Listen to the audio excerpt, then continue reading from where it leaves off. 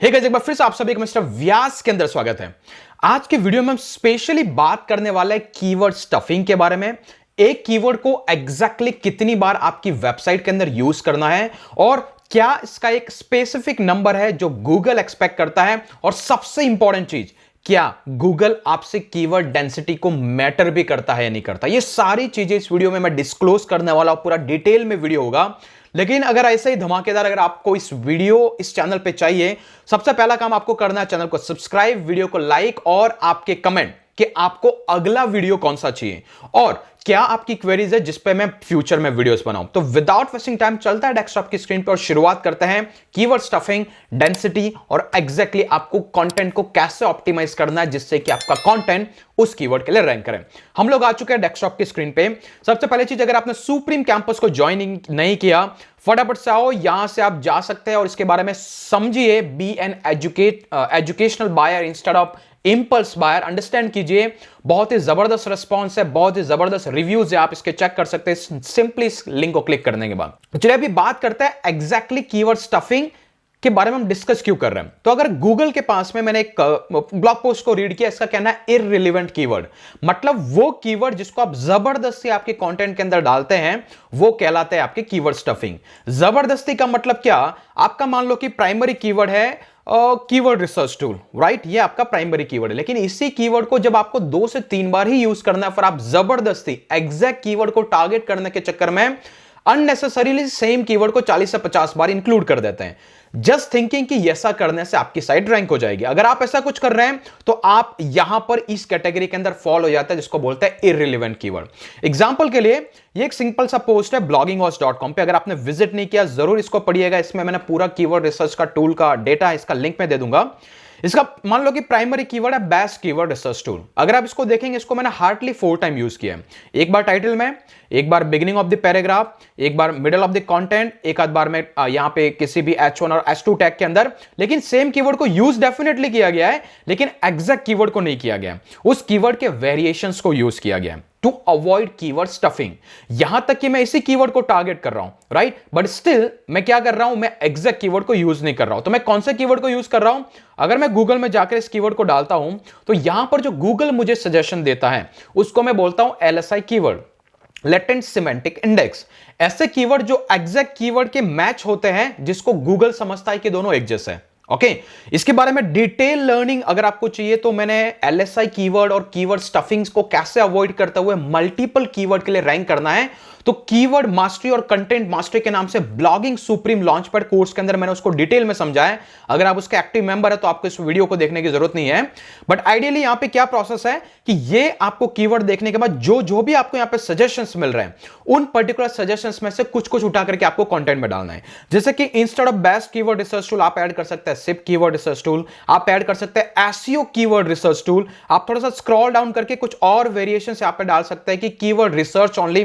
तो ये जो डिफरेंट कॉम्बिनेशंस आप यूज करते हैं इंस्टेड ऑफ एग्जैक्ट कीवर्ड, ये कहलाता है LSI कीवर्ड। मतलब जो क्लोजली रिलेटेड होते हैं, जिसको गूगल समझता है कि ये एज इट इज कीवर्ड है, राइट, जिसकी हेल्प से गूगल को लगता है कि आप जो कंटेंट और कीवर्ड को टारगेट कर रहे हैं वो कीवर्ड इस चीज से रिलेटेड। एग्जांपल के लिए, अगर आपके पास में कॉफी की मशीन है तो गूगल क्या एक्सपेक्ट करता है, अगर आपका प्राइमरी कीवर्ड कॉफी का मशीन है, अगर आपने कंटेंट के अंदर एग्जांपल के लिए बिन्स को यूज किया है, मशीन्स को यूज किया है, आपने ग्लासेस को यूज किया है, तो गूगल को लगता है कि आपका प्राइमरी कीवर्ड जो है वो कहीं ना कहीं इस कंटेंट के अराउंड है।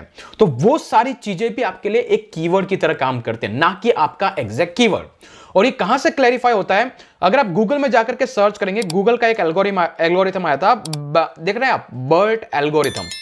ओके, और ये जो आई थिंक 2018-19 के आसपास आया था, इसका मेन मकसद ये था कि पहले क्या करते थे, वो एग्जैक्ट कीवर्ड को ट्राई टू अंडरस्टैंड करते थे कि भाई इस कीवर्ड के मीनिंग क्या है। ऐसे आपने लिखा कि how to start a blog, तो गूगल का क्राउलर क्या करता था, हाउ से स्टार्ट करता था और ब्लॉग तक एंड करके समझने की ट्राई करता था कि आपका कीवर्ड किसके बारे में, या फिर पीछे से स्टार्ट करता था।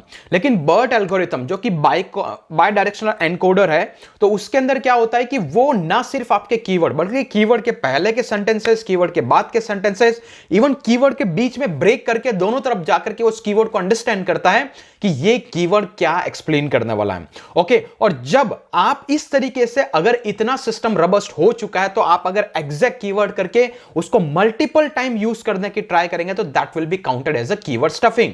जैसा कि आपको यहां पे गूगल की ऑफिशियल अपडेट में दिख रहा है, इनके हिसाब से कीवर्ड स्टफिंग जब आप करने लग जाता है तो यह बन जाता है आपका एक इररिलेवेंट कीवर्ड, जबकि आपको लगता है कि आपने एग्जैक्ट कीवर्ड को यूज किया है। तो मेरा कहने का मतलब यहां पे एक कंक्लूजन ये है, never ever focus around the keyword density.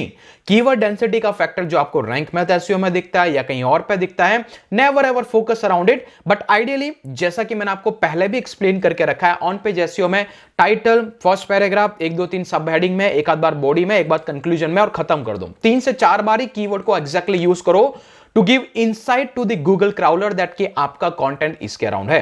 Recently एक और भी लेटेस्ट अपडेट आया था जिसको बारे में मैंने ऑलरेडी बहुत सारे वीडियोस यूट्यूब चैनल पे बना के रखे हैं, तो आप उसको देख सकते हैं। अदरवाइज उसके अंदर मैंने बताया था कि एक कीवर्ड की एक छोटी सी हैक क्या है, उस हैक की वजह से गूगल को इमीडिएटली पता लगता है कि आपका कंटेंट इसके बारे में। तो ये जो पार्ट है ऑब्वियसली आपको अगर आपने वीडियोस देख रखे होंगे तो मैंने आपको बताया कि ऑन पेज एसईओ क्या होता है, तो you will get to know more about it. But ये सारी चीजें हैं जिसको आपको फोकस में रखना है अगर आप एग्जैक्ट कीवर्ड ट्राई कर रहे हैं। तभी आपने देखा होगा कि आपका कंटेंट किसी पर्टिकुलर कीवर्ड के लिए जब आप रैंक करने की ट्राई करते हैं तो वो रैंक नहीं करता है, इसके अलावा वो बहुत सारा अदर कीवर्ड के लिए कर जाता है। रीजन ये है कि ये जरूरी नहीं है आज के टाइम पे कि आपका एग्जैक्ट कीवर्ड रैंक करे, जरूरी ये है कि आपका ब्लॉग पोस्ट अदर कीवर्ड के लिए भी रैंक करे, hundreds of other keyword. Okay, तो होपफुली आपको इस वीडियो में इस चीज का आइडिया लगा होगा कि कीवर्ड स्टफिंग को कैसे अवॉइड करना है using LSI keyword, keyword density को इग्नोर करना है। गूगल के हिसाब से अगर एग्जैक्ट कीवर्ड को आप बार बार यूज करेंगे that will be counted as irrelevant keyword, और मे भी आपको किसी तरीके से उस पोस्ट में कोई एडवांटेज मिलने वाला नहीं है। तो मेक श्योर आप इस चीज को ध्यान में रखें, ऐसे ही वीडियोस हम बनाते रहेंगे। सुप्रीम कैंपस के मेंबर नहीं है तो बन जाइए, ब्लॉगिंग हाउस को विजिट करते रहिए। और आज के लिए इतना ही। अगर आपको इससे भी क्वालिटी और वीडियोस चाहिए तो इस चैनल पे अगर नए हैं तो जरूर सब्सक्राइब करें, वीडियो को लाइक करें और कमेंट करके अपने ओपिनियन बताना मत भूलिएगा। आप में से कितने लोग अभी तक सेम एग्जैक्ट कीवर्ड को मल्टीपल टाइम यूज करते थे जस्ट थिंकिंग कि इसी कीवर्ड पे आपका कंटेंट रैंक होगा। ओके, सो आज के लिए इतना ही, फिर मिलेंगे अगले वीडियो के अंदर। तब तक के लिए जय हिंद, जय भारत।